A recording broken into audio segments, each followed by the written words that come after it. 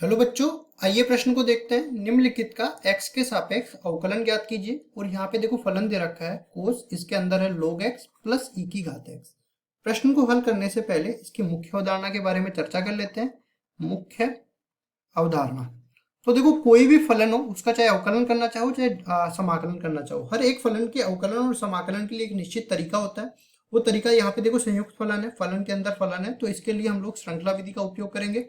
श्रृंखला विधि, तो श्रृंखला विधि में क्या होता है, देखो जब भी अपने पास y किसी दूसरे चर u का फलन दे रखा है और y का हमें x के सापेक्ष अवकलन करना है, तो ये बराबर हो जाता है। हम लोग पहले तो ये u के फलन का u के सापेक्ष अवकलन करेंगे और फिर u का x के सापेक्ष अवकलन करेंगे। फिर एक चीज और बता देते हैं, ये तो अपने पास काम में आने वाला है। दूसरा अपने पास क्या होता है, जैसे मान लो कि हमें u प्लस v, ये दो फलन दे रखे हैं x के, इनका x के सापेक्ष अवकलन करना है, तो ये बराबर हो जाता है। इन दोनों का अवकलन अलग अलग कर सकते हैं, du बटा dx और dv बटा dx, इस तरीके से। फिर अपने पास और क्या काम में आने वाला है, यहाँ पे कुछ सूत्र होते हैं अवकलन के।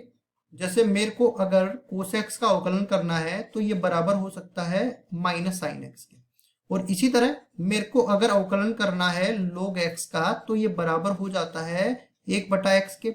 और इसी तरह मेरे को अवकलन करना है e की घात x का x के सापेक्ष, तो ये बराबर हो जाता है e की घात x के। इन सब सूत्रों का उपयोग करते हुए हम लोग सवाल को हल करेंगे। तो यहाँ पे देखो सबसे पहले ये फलन को मैं y बराबर मान लेता हूँ कोस, और यहाँ अंदर है log x प्लस e की घात x। इसके बाद देखो इसको u का फलन बनाना है, तो पहले मेरे को log x प्लस e की घात x को u के बराबर मानना पड़ेगा। अब ये बन जाएगा y बराबर में कोस u, ठीक है। अब u का फलन बन गया, इसका मेरे को x के सापेक्ष अवकलन ज्ञात करना है, तो dy बटा में dx, पहले तो मेरे को u के फलन का u के सापेक्ष अवकलन करना पड़ेगा और फिर u का x के सापेक्ष अवकलन करना पड़ेगा, ठीक है।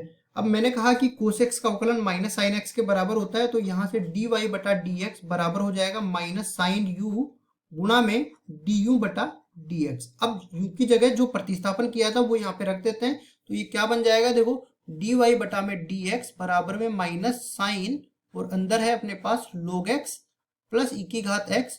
अब यहाँ पे भी क्या आ जाएगा, d बटा dx, u की जगह आ जाएगा log x प्लस e की घात x। अब ये दूसरा वाला सूत्र यहाँ पे लगाते हैं, जब भी दो जो जोड़ के अंदर फलन दे रखे हैं x के, उनका अवकलन करना है तो दोनों का अलग अलग अवकलन कर सकते हैं।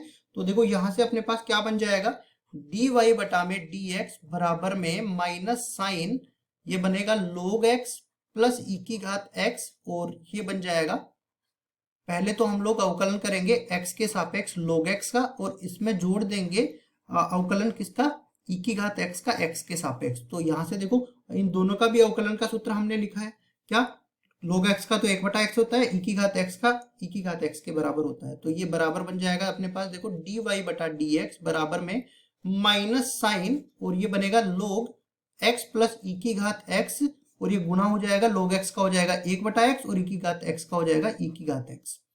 तो इस तरह से अपने पास ये y का x के सापेक्ष अवकलन का मान आ जाएगा, और केवल अवकलन ही हमें निकालना था, तो ये वाला अपना उत्तर हो जाएगा। आशा करता हूं ये सवाल आपको समझ में आया होगा। धन्यवाद।